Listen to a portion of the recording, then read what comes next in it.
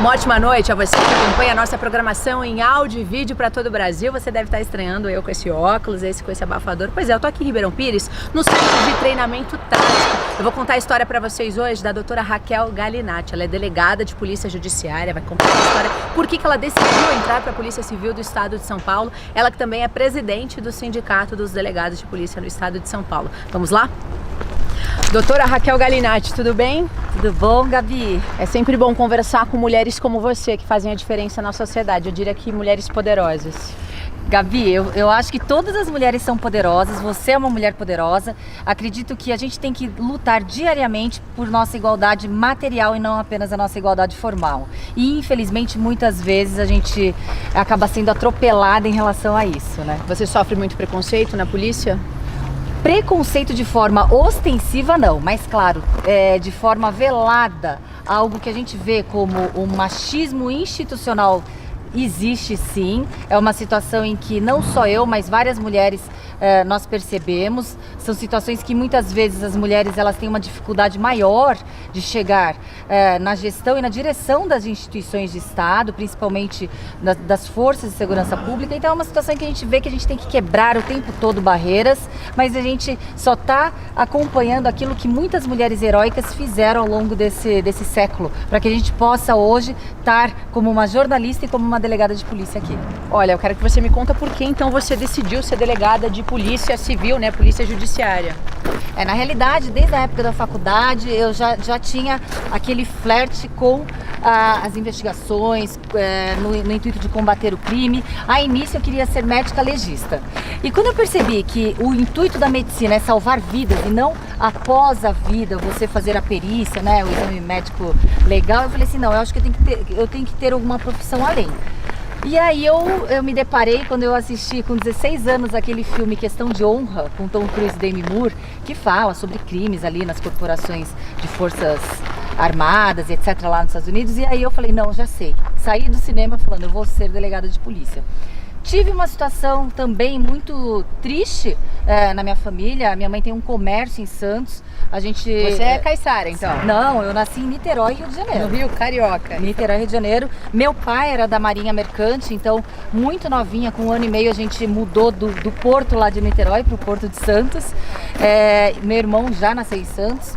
E nisso a minha mãe tem um pequeno comércio lá na cidade.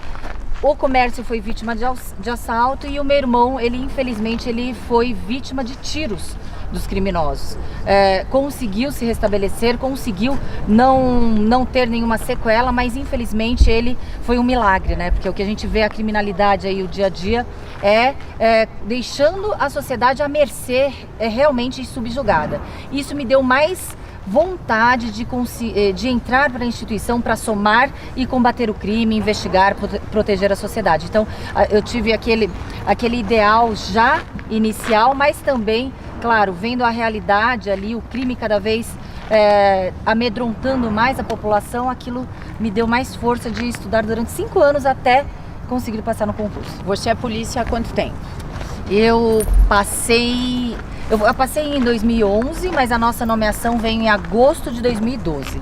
Então, em agosto agora eu faço 9 anos como delegada de polícia. Antes eu era advogada. Como é que foi essa entrada na corporação, na Polícia Civil? Quantas mulheres, né, existem? Você também é diretora presidente do sindicato e diretora da associação, né, de polícia. Sim. A gente ainda tem, predominantemente a carreira masculina, os homens escolhem e optam por ingressar na polícia civil. Na minha academia de polícia, entre 200 delegados em formação, éramos em 17 delegadas em formação, então o número ainda é bem desproporcional. Hoje, em 2021, não chegamos a 17%, a 16% de delegadas de polícia na instituição. Então, realmente existe um número desproporcional na carreira entre homens e mulheres.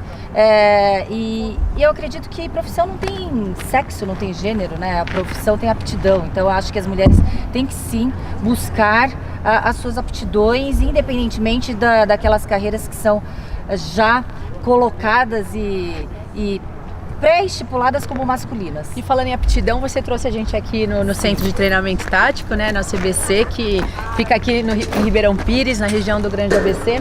E eu quero que você mostre um pouquinho pra gente das suas aptidões.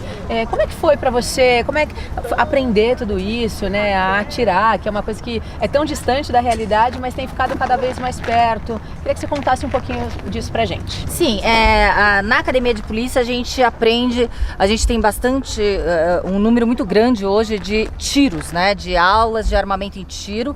A parte teórica, claro, a gente fica quase um mês na Academia de Polícia para poder ter acesso a uma arma real. A gente faz stand virtual, aulas teóricas realmente muito técnicas teóricas com excelentes professores na Academia de Polícia, e aqui eu rendo minhas homenagens a todos os meus professores de polícia de tiro, armamento e tiro da Academia de Polícia, aqui do estado de São Paulo. Após isso, claro, existe a necessidade de treinamento, e aí eu busco de forma particular treinar de forma periódica para que a gente tenha um aprimoramento ali no manuseio das armas. Gasta muito para fazer isso? A gente sabe que é caro, é barato, caro, mas né? aqui no CTT existe uma fábrica diretoria, também, né? a diretoria do CTT, de forma muito bacana, eles possibilitam que os policiais possam treinar aqui. Então a gente tem uma possibilidade de ter um espaço aberto aqui no centro de treinamento aqui de Ribeirão Pires para que a gente possa treinar. Mas claro, gasta munição, a gente tem que gastar sim. Vou mostrar pra gente? Vamos lá? O que a gente tem aqui?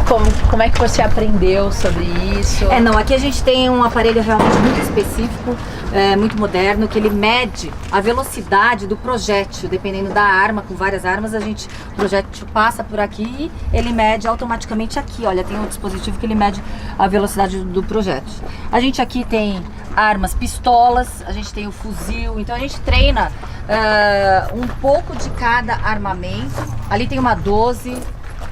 Então a gente faz um treinamento real. E você, né, atirou a primeira vez com todas essas armas? Não. Existe uma necessidade de você primeiro fazer uma aula teórica. Então, tanto que eu disse que na Academia de Polícia houve aproximadamente um mês de aula teórica. Após isso, você aprende o manuseio de armas de pequeno porte, como revólver e pistola, que é o revólver e a .40 a pistola, realmente. E a 12, que é essa aqui, tá? Aí você sai habilitado da academia só na autorização desses 3 tipos de armamento. Após, você faz pela Academia de Polícia, você faz o TAT 1, que daí é submetralhador e carabina. Também você faz um dia inteiro só de aula teórica para manuseio desses armamentos. E aí você faz o TAT 2. O TAT 2 é para fuzil. Na Academia de Polícia do Estado de São Paulo é muito difícil a gente conseguir o curso específico para a habilitação em fuzil, que é o TAT 2. Eu fiz esse curso aqui no CTT e é o único do Brasil que é autorizado a ser homologado pela Academia de Polícia, ou seja, tem a homologação oficial de fuzil. Tem arma que é de mulher e tem arma que é de homem? Não existe arma de mulher e arma de homem. Todas as armas, se você tiver a técnica, os fundamentos do tiro, você consegue, apesar a minha mão já é uma mão grande, eu tenho uma empunhadura muito grande, mas as mulheres que têm uma mão menor de empunhadura, sabendo realmente se posicionar com a arma, tendo todos os fundamentos do tiro, ela consegue sim acertar às vezes até melhor do que os homens, por causa da precisão e do cuidado ao atirar, porque as pessoas vão muito afoitas, né, no tiro. Pessoas civis comuns podem fazer esses cursos para atirar com fuzil, com pistola? Pode, mas em centros especializados e habilitados para poder ministrar esses cursos. Geralmente aqui, por exemplo? Aqui, por exemplo, tem esse tipo de habilitação, mas há uma necessidade de você ser habilitado de forma escalonada nos calibres dessas armas. Se você inicia com revólver e pistola, 12, carabina submetralhadora, posteriormente fuzil e depois o curso mais avançado, que é o sniper. Agora, Raquel, nesses seus 9 anos como delegada de polícia civil, você já em ação, você já usou esse tipo de arma em alguma operação? Felizmente como eu sou habilitada em fuzil, quando eu estava nas fileiras ali da Grande São Paulo, na cidade de São Paulo, no DECAP, nas minhas incursões eu ia sim com um fuzil no meu corpo. com a bandoleira toda certinha, mas felizmente eu nunca utilizei nenhum tipo de armamento em incursão de operações policiais, nunca houve a necessidade. Você tem alguma história que você pode contar pra gente? De alguma incursão, de alguma operação? São corriqueiras, nada cinematográficas, nada...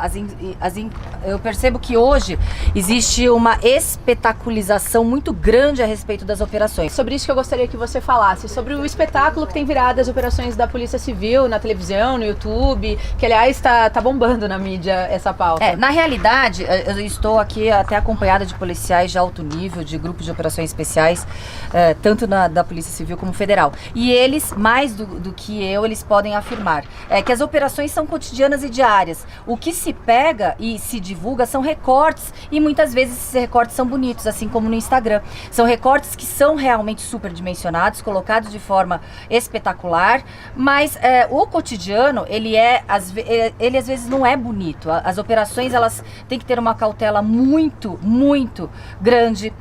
Muitas vezes os policiais, eles ficam, sim, campana, para poder cumprir as ordens de mandado de busca e apreensão. Há o elemento surpresa também daquele que vai ser, que é objeto do cumprimento de mandado de busca e apreensão, de prisão. Então realmente existe, sim, eu acho muito bacana que a polícia, ela passe essa imagem positiva.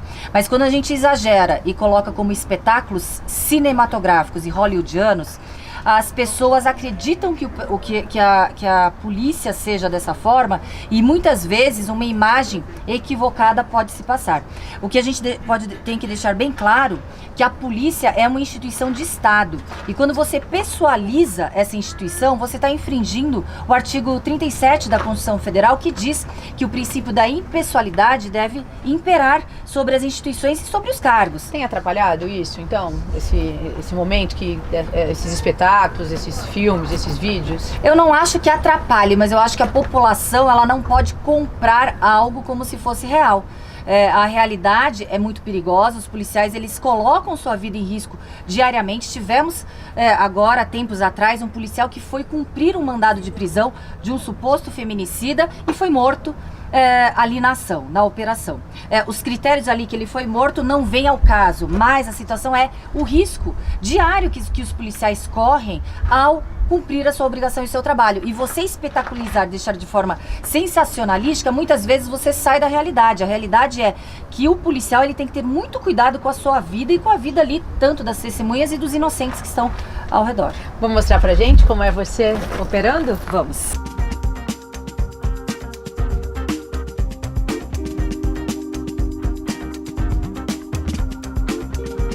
Doutora, agora vocês vão atirar de fuzil. Só antes, eu queria que a gente tirasse uma dúvida de quem está acompanhando a gente. A gente está de óculos, eu nunca gravo de óculos, né? Mas é porque é necessário. Sim, são os equipamentos de proteção aqui para o stand de tiro, para treinamentos de tiro, tanto o protetor auricular como óculos. No caso, você está com óculos escuro e com o seu protetor auricular ali também embaixo do cabelo.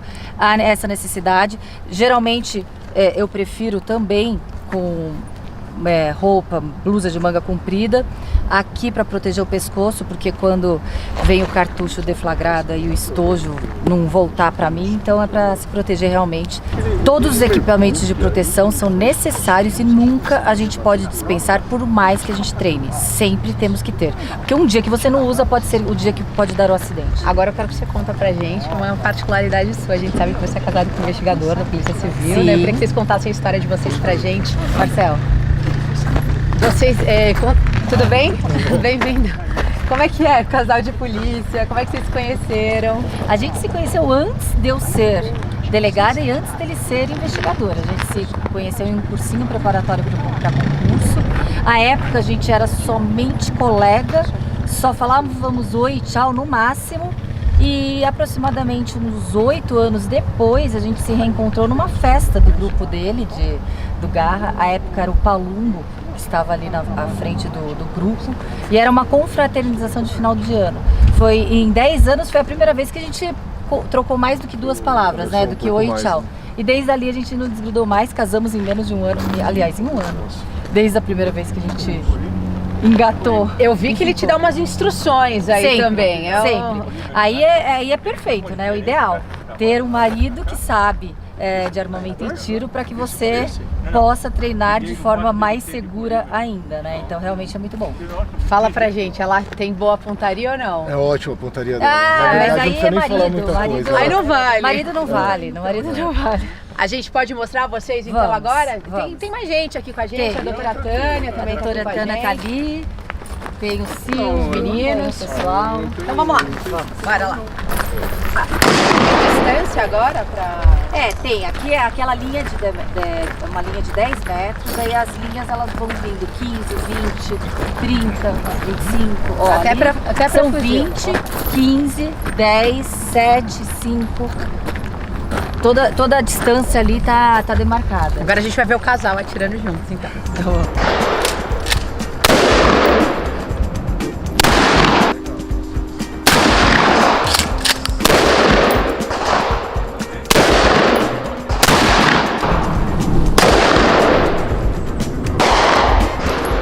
Doutora, eu vi vocês treinando aqui, inclusive a doutora Tânia da Polícia Federal também está aqui treinando com vocês, aproximando para quem está nos assistindo, qual é a diferença da Polícia Civil para a Polícia Federal? A Polícia Civil, ela atua em crimes no âmbito estadual. São crimes estaduais, são aqueles crimes famosos que as pessoas vão até as delegacias de polícia e são vítimas normalmente. Já no âmbito da Polícia Federal, nós temos os crimes justamente em que a União Federal e os entes federais, basicamente, né, são vítimas. E nesses casos, então, a Polícia Federal é quem investiga. Então, por exemplo, um crime de moeda falsa, uma organização criminosa relacionada ao narcotráfico internacional ou até internacional, ou, né, por fim, contrabando de caminho. São alguns exemplos ali de crimes federais, lavagem de dinheiro relacionada a esses crimes. algumas vezes também eles se comunicam. Por exemplo, um crime de moeda falsa, se a moeda for muito grosseira, a falsificação for muito grosseira, fica na competência da Polícia Civil, porque depois até caracteriza um estelionato, né? Os crimes, eles transitam. Muitas vezes um crime que no início era um crime de competência da Polícia Civil, posteriormente, no decorrer das investigações, pode ali descobrir ser um crime também da competência da Polícia Federal. Por exemplo, quando a gente faz, teve um caso que eu fiz de tráfico de pessoas, fui até o local e aí, claro, o juiz, depois do inquérito policial remetido ao juiz, ele remeteu à competência da Polícia Federal e as investigações ficaram a cargo da Polícia Federal. Então existe ali a competência mesma de Polícia Judiciária. A atribuição é a mesma, de Polícia Judiciária, o que difere é a competência. Agora já fica aqui então ao vivo o convite para a doutora Tânia participar conosco numa próxima edição e mostrar a Polícia Federal pra gente. A gente, aqui na Guardiã da Notícia, a gente é bem amigo da Polícia Federal, da Polícia Civil também. Bora lá?